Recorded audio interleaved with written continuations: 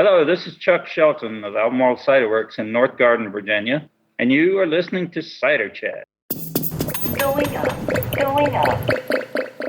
Hello and welcome to Cider Chat. My name is Rhea Windcaller, and I am the producer and cider MC of this weekly podcast, where we speak with makers, cider enthusiasts, and folks within the cider trade from around the world. Bringing us into this here episode 253 on this new year of 2021 is one of our featured guests on this week's podcast. That'd be Chuck Shelton of Albemarle Ciderworks and Vintage Virginia Apples. Joining Chuck this week will be cider maker David Timmerman, who also works at Albemarle, and they'll both be talking about blending cider, which might seem like a science, but really it requires an amazing palate and a whole bunch of understanding about apples. We'll get to that feature chat in a moment, but first, a wee bit of news out and about in Ciderville.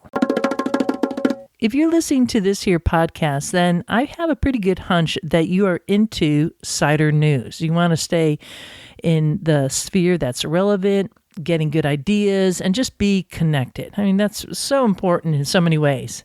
So I'd like to recommend 2 online cider blogs that are always kicking out the good news, always keeping us informed, providing relatable recipes, just info on new releases, and they're hitting on things that I don't necessarily talk about on the podcast. So the first one is Cider Scene, and you can look that up, ciderscene.com. Sign up for their newsletter. And the second one is Cider Culture. So it's ciderculture.com. I'm going to have a link in the show notes in this here episode 253 to both. When you log onto their site, up will pop a box and say, you want to subscribe? And do it. I mean, what do you have to lose? You could always delete the email if you don't have time, but I'm here to tell you right now, it is worth your time. You got nothing to lose and everything to gain, and that is what 2021 is all about. And talking about that same note of subscribing and signing up, have you received your invitation yet from the American Cider Association? Because they are inviting you to the 11th year of their annual Global Cider Conference, which is called CiderCon.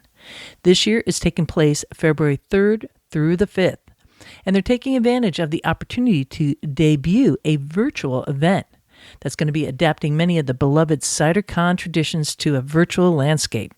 It's going to be 3 full days of online programming. Highlights of CiderCon include a virtual trade show. There's going to be 30-plus educational sessions from cutting-edge beverage, business, and cider experts from all over the world. Woohoo! You know that's going to be fun. One of the special highlights includes a cider cooking demonstration from a very famous cookbook author by the name of Nancy Singleton Hatsu in Japan.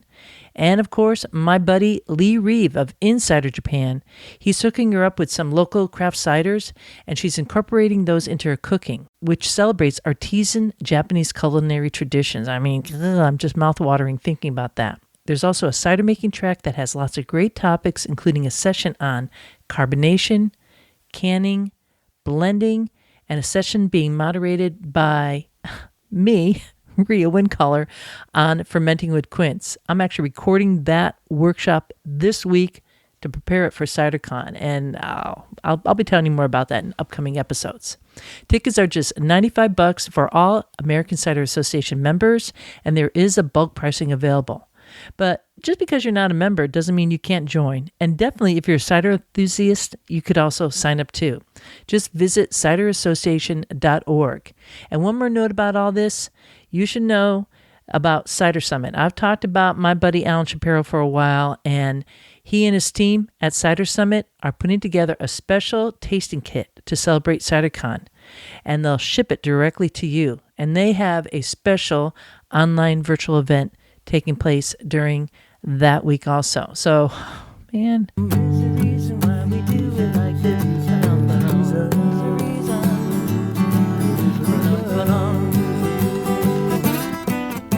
If you're into keeping your stress on the low side for 2021 and you are a commercial maker looking to get out in the world while we're still managing coronavirus, then act now to get your cider into the New York International Cider Competition.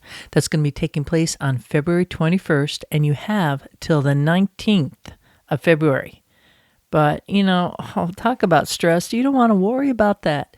Sign up now. Go to nyicidercompetition.com.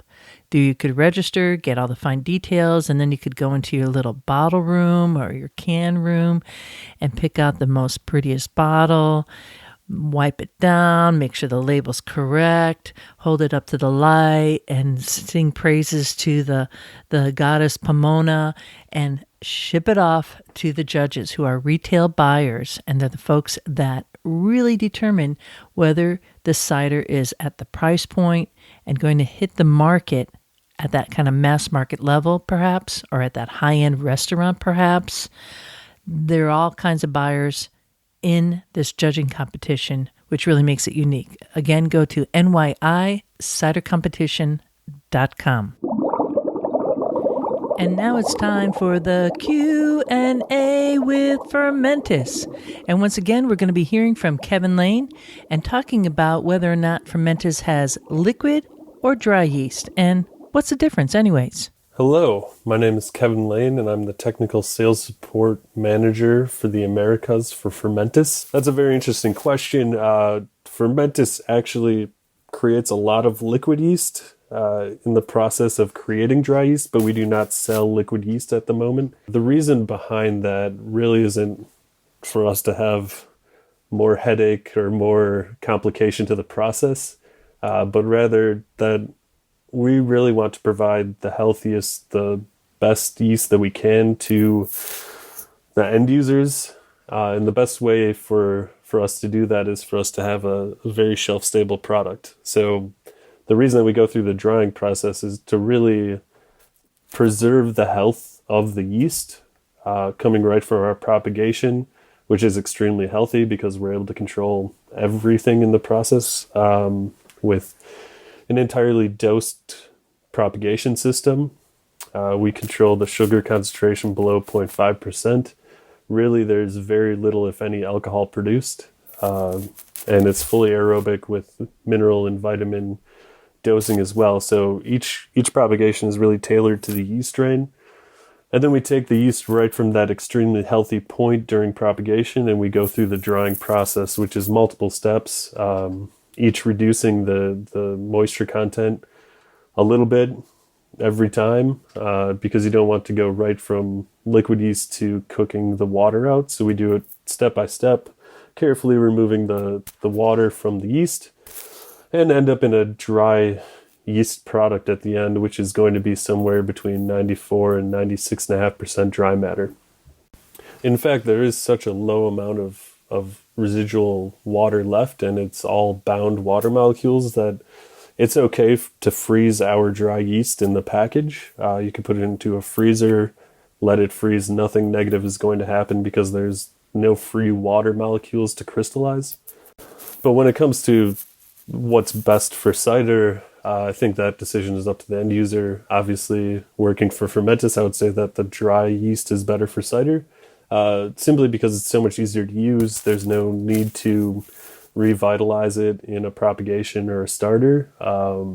Really, it's you open the package, you add it to your fermentation, and you let it go, and it will do its thing. It will do the same thing every time. So it's a very consistent process, a very consistent product for people looking to do fermentations.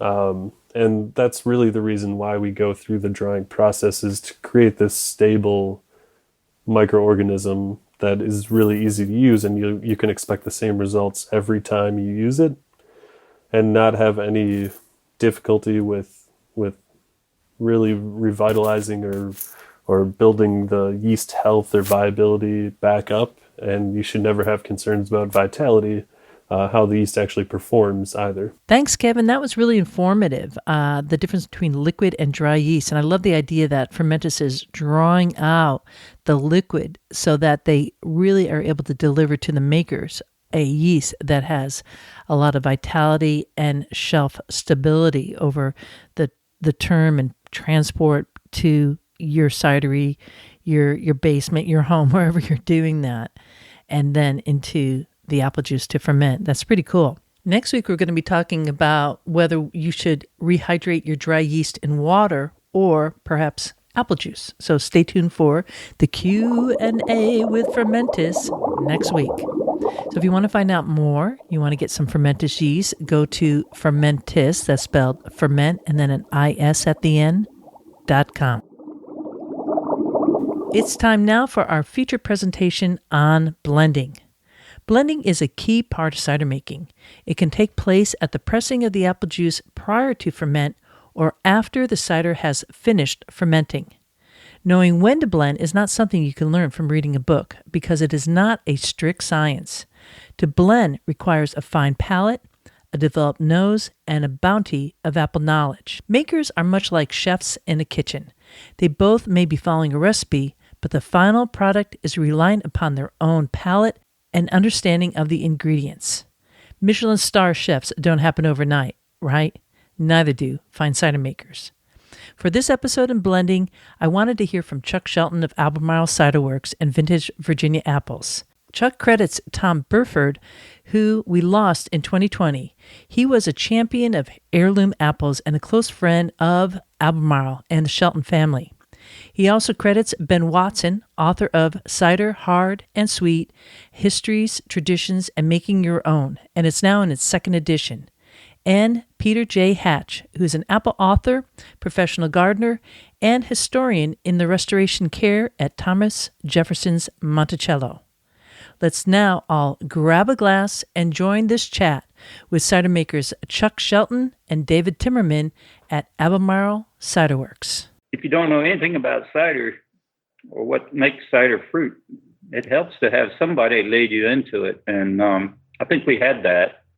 Cider is still pretty much a blank palette in the United States. Historical ties to the apples that we started collecting here, Newtown pippin, or Albemarle pippin as we call it, wine sap, Virginia crab, black twig, damon, all these are apples that are grown or have been grown along the eastern Blue Ridge where we live. And to have someone like Tom who'd done a lot of research on this, and not just for cider, but for apples preservation in general, he helped provide some of our early trees, end up with 200 and some varieties, which that didn't have anything to do with cider per se, but it gives you something to work with. From Peter Hatch's work at Monticello, that what Jefferson's cider orchard looked like, or kind of, we've used all of that to guide us into our cider making philosophy, if you will. And then have a book like Ben's available that basically had done all the research around the world on English cider, French cider, and it was all in there if you want to read it. I'm not a great reader, but I did read the parts of that were important. And I decided pretty early on that we're not going to make French cider here. I mean, you might, if you're lucky enough to live in a climate that you can produce those apples well. We're not making British cider necessarily, but we had a history that was essentially buried or lost, American cider, that probably rivaled anything that came out of those two countries. It just disappeared. So we're kind of recreating some of that. People ask, what kind of cider you make? I make an American cider. I'm using cider apples. I call them cider apples because they have 300-year history in a lot of cases. And they have just exceptional taste characteristics. So that's kind of, in a nutshell, how we got to where we are and why we're picking fruit that we are using. One, because we know about it, and two, because it is available.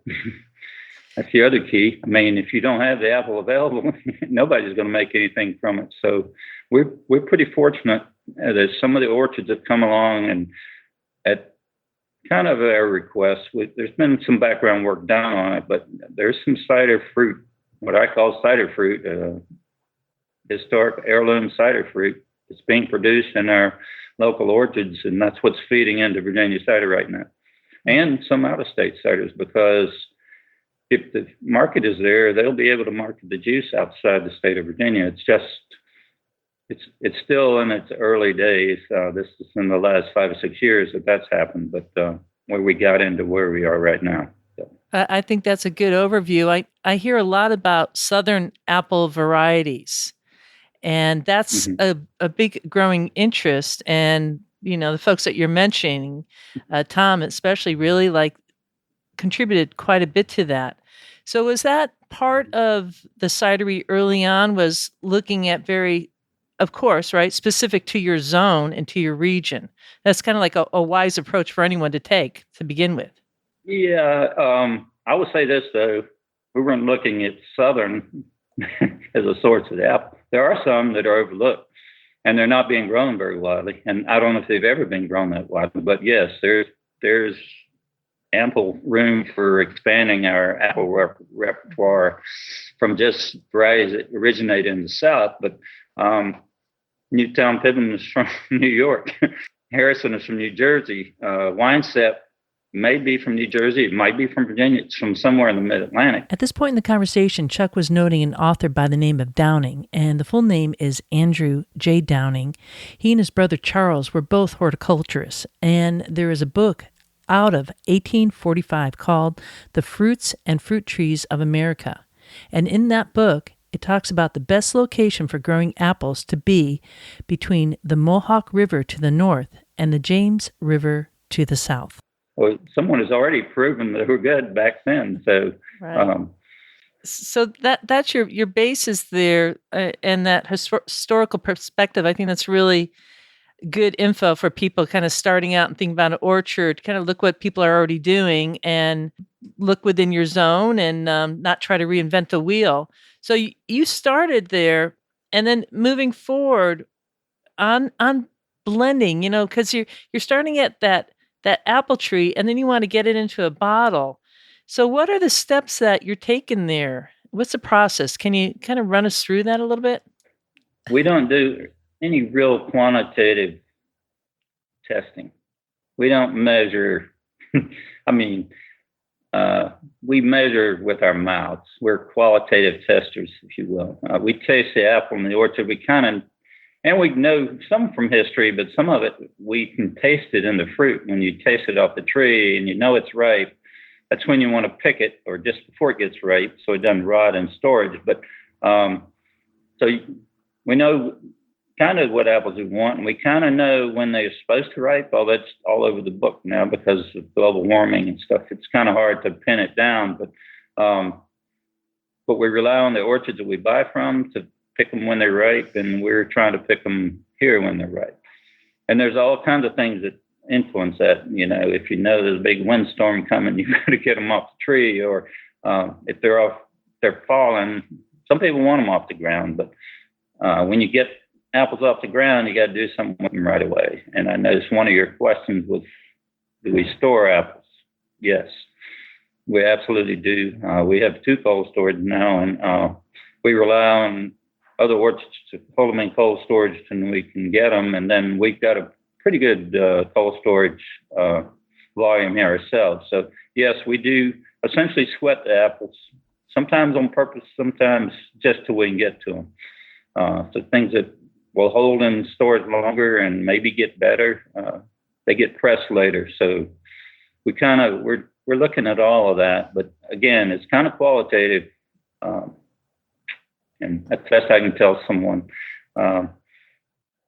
Get started, do it, and you'll figure this out on your own, because you'll know when to press an apple when the sugar's totally there. There are ways of telling it without measuring it, but you can tell by taste. You can cut an apple in half and look at the ring of ripening that's going out, and you pretty much tell where it is. You can do an iodine test. It's kind of messy, and I've never really figured it out that well, but I know you can do it, and that's the way to absolutely look at starch in an apple. But I can pretty much do that by knowing. Once I've held an apple in storage for a month and a half, it's dead right. And my buddy David comes in with a palate that's better than mine, and So he's had a lot to our operation here just in the 2 years he's been here. And it helps to have someone to bounce things off of sometimes and maybe change your mind a little bit about things that you've been doing and maybe do something a little better. So we're kind of tweaking what we do. For instance, I said all of this about American apples, but we're able to get Dabinet here now. We're not growing it, but it's being grown in orchards. So if it's available, it should be used in anybody's cider palate to make cider from, because it has characteristics that a lot of the apples that are available here don't have. It has tannins that are just unbelievable. So we're going to use it as long as we can get our hands on it. We're not going to break our necks to get it, but we've got enough now. We're going to be doing some interesting stuff with it this year. So thanks to David. Something to look forward to. I really want to sink into what you said, where you measure with our mouths, which I think is totally right on. And I think it speaks through into your cider too. I mean, it's just the way people cook. It's a chef in the cidery in a way. What are you going for in the mouthfeel? And what are you guys drinking anyways? So Chuck just poured us a glass. This is our single varietal Wixon. Oh. So this is a California apple that we're actually starting to get some significant quantities of. And we made this the first time last year, and we've got another tank fermenting right now. I will actually say that I'm kind of a numbers guy myself, and I actually started out making cider at home, and I did try to measure, a lot of what is the acidity, doing a TA titration to see what the acid is in the apple, and tasting it to see does it taste right. Measuring all the sugar, trying to put some numbers behind the flavor. But I was also, the apples I was picking to ferment at home were the ones that I knew were being made into cider here. So, I learned that from seeing what others were doing and learning which apples made a good cider. I love eating apples of a wide variety of flavor. I love tasting those Dabinets and just having, all that moisture removed from your mouth. And you're like, I can see how this is going to go in the cider, and knowing what it's going to add, but also recognizing, man, this needs some acid to go with these tannins, and, just seeing the different qualities in those apples and how they're going to translate to the glass. I think I have probably changed a lot to the Czech method of cider making, which is, tasting it and saying, this is probably going to make a pretty good cider, and just trusting that it'll work out. So I wasn't totally doing this like in the dark ages. I don't have a lab per se. I had a pH meter and it broke, and I quit using it. But because I pretty much through the early years when it was working, and I've sent samples to Virginia Tech. They have an enology lab, and I sent it off. So they measured TA, malic acid. I've got data in there from years back, and 3 or 4 or 5 years. And then finally I quit sending and paying the money to send, because every year it's right in line. Our pH for, well, not the Dabinet probably, but all American, what I call American cider apples, the pH is right in the zone of where you want it for fermentation. So I don't really need to know whether it's 3.4 or 3.7.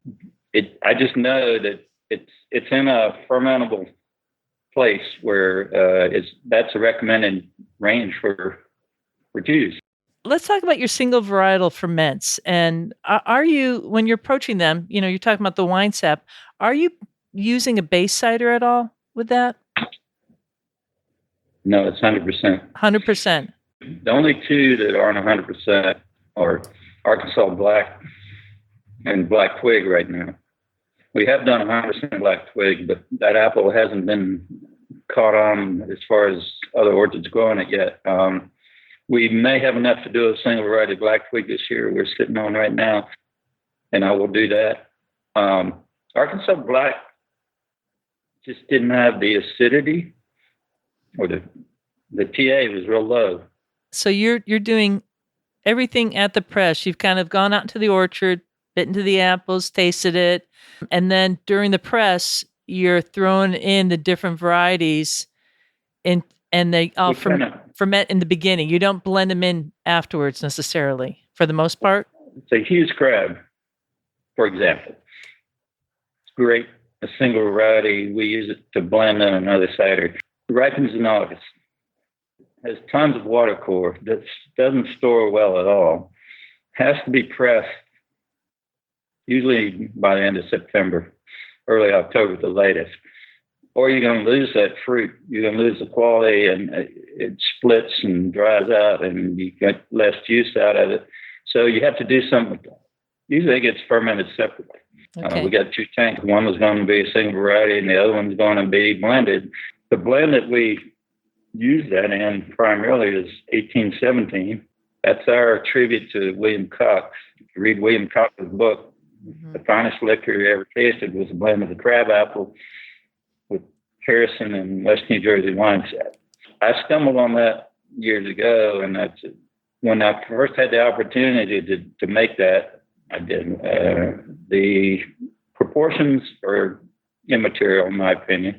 They just go well together. First year, we pressed all those apples together. I think we pressed them early, and we did the batch. We fermented it all together. And then last year, like Chuck was saying, we do the Hughes crab because it has to be pressed early. And then we did the wine sap and the Harrison together because they both are ripe around the same time and both keep very well.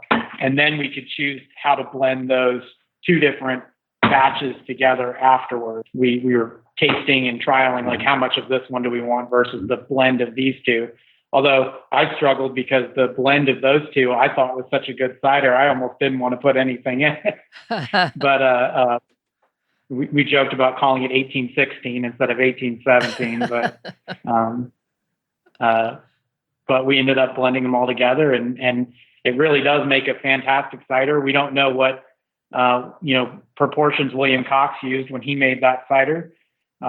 We don't even know whether he pressed those apples together or blended them afterwards either. I don't think he specified.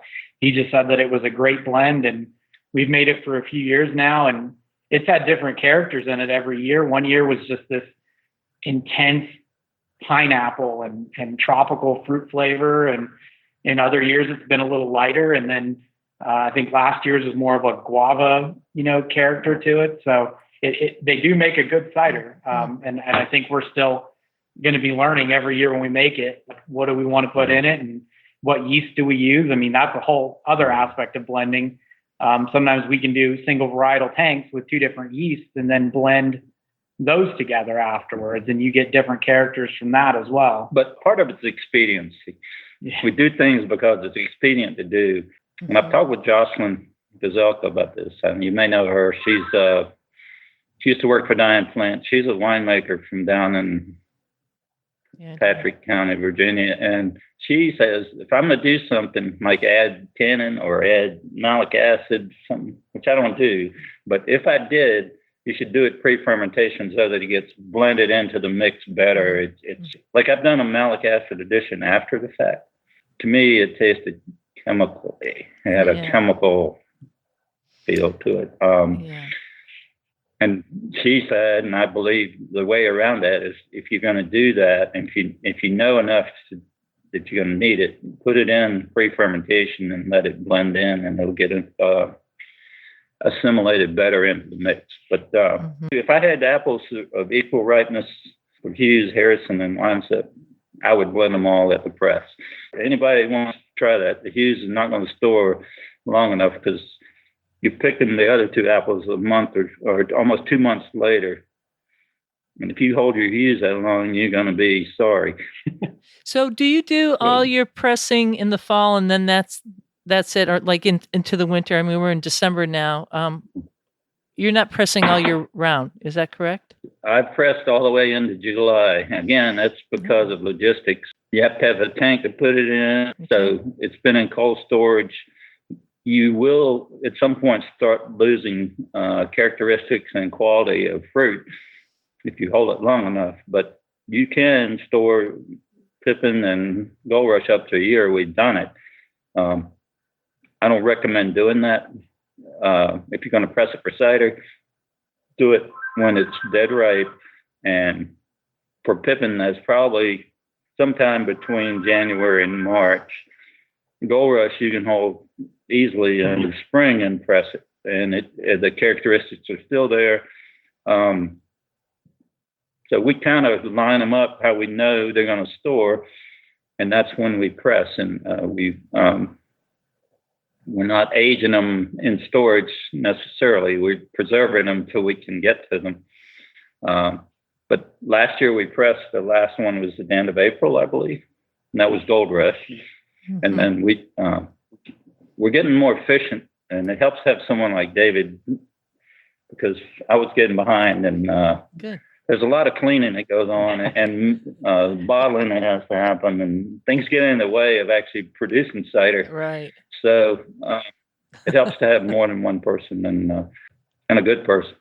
But yeah, that's kind of how we operate here. So if I had enough room in tanks and could press them all by the end of the year, I would have done it. I haven't been to your site yet. I'm hoping, actually, I need to do a road trip down to Virginia for sure. But I will be there. You could guarantee that as soon as we get out of this pandemic here. But I'm seeing, it looks like you have a shed roof behind you, and you have those stainless steel tanks. There's a little, walk going up, a little step walk. That is your fermentation room. Is that your total production room? Yeah, we're sitting in our tank room. Yes. Your tank room. Okay. We ferment here. We bottle in here.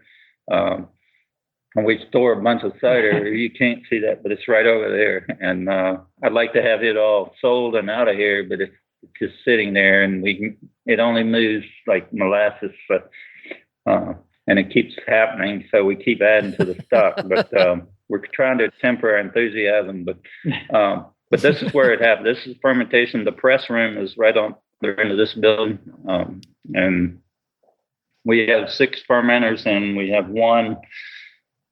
Can't see that one either. It's basically a converted bright beer tank. It's our bottling tank. I see. So we force carbonate in that, and our bottler is right over to David's right. And what you got there? This is basically David's creation. He did the one last year. This was a bottle. This is the same product. That's our bottle of Orchard Bus. We got a different bottle this year, but it's the same kind of basic blend, and we're learning about preserving color.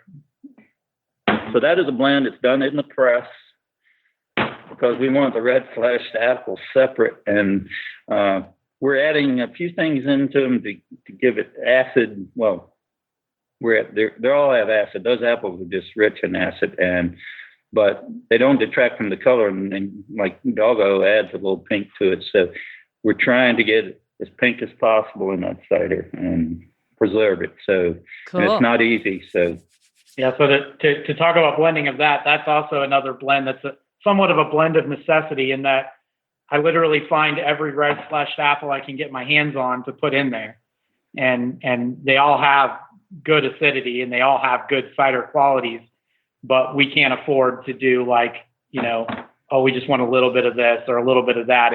We're putting every red fleshed apple we can get in there. And eventually we might be able to make that choice to say, I want a little less Dolgo crab in this, or I want, a little more Geneva crab in it to get the color a little richer. But right now let's put everything we can in there. Last year was the first year we did it. It was completely an experiment. And we liked the result we got out of it. So we made it again this year.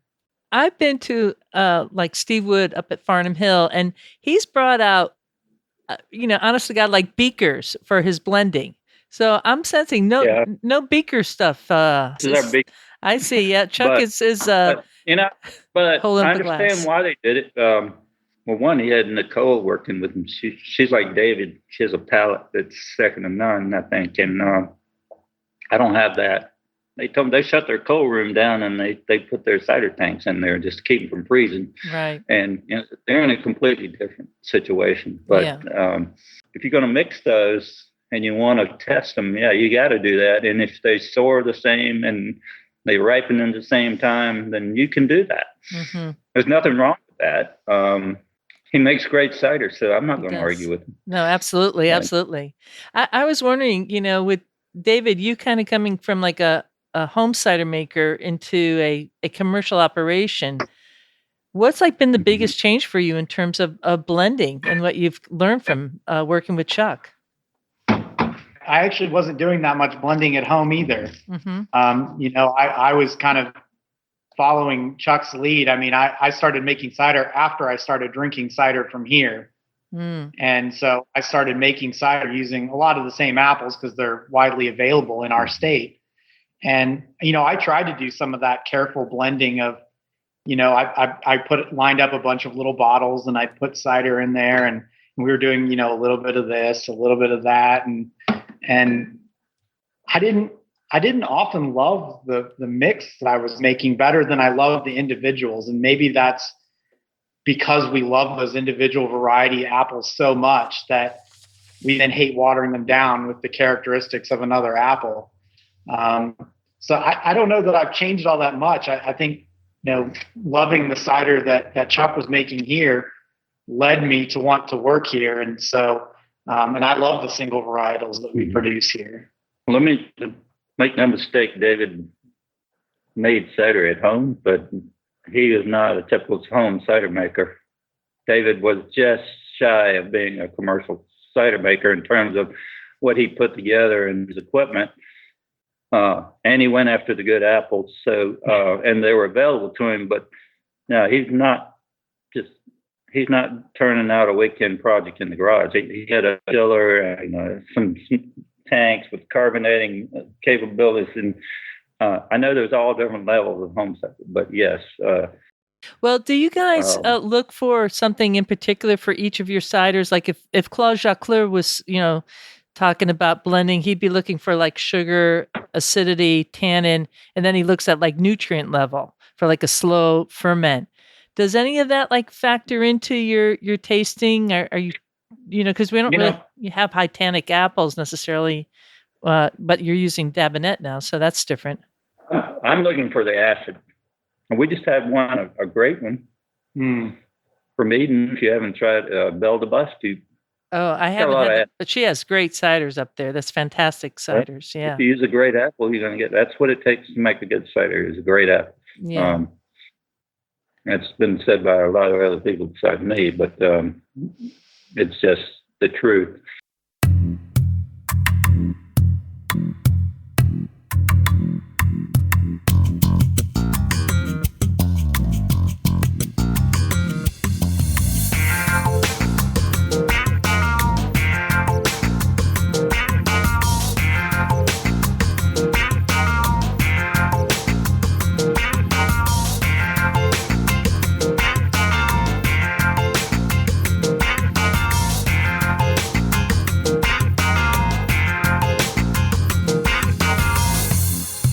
Just the truth.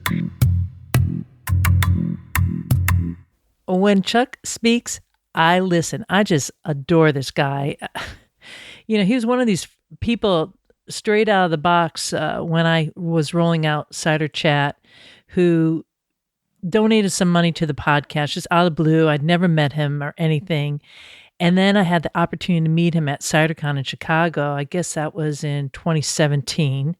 Pretty unpretentious guy, if you can't tell. And all the while during this conversation, you could hear in the background that dropping in the background, the boom, boom, boom and rumbling.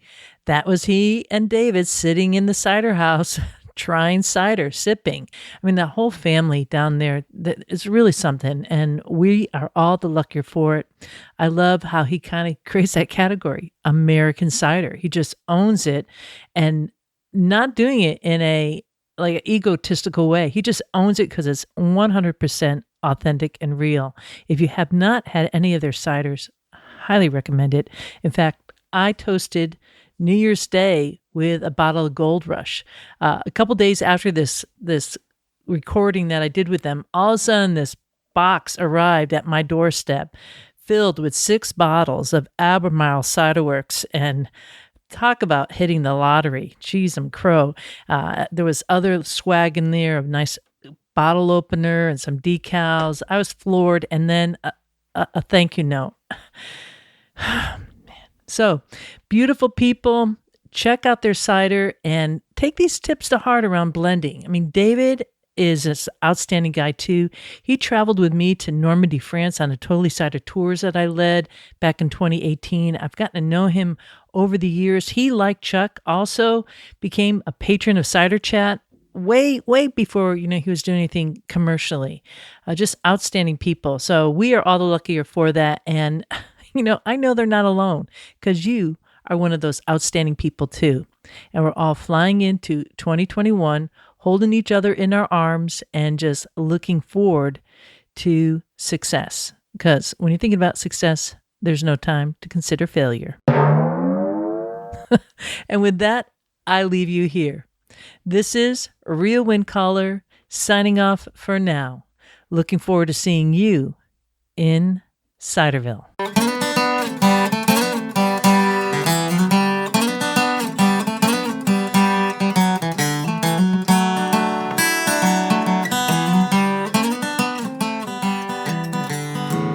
We like cider, we like palms, we love orchards and having fun. There is a reason why we do it like this. Oh yes there is. There is a reason why we do it like this. Oh yes there is. There is a reason why we drink it like this. Oh yes there is a reason.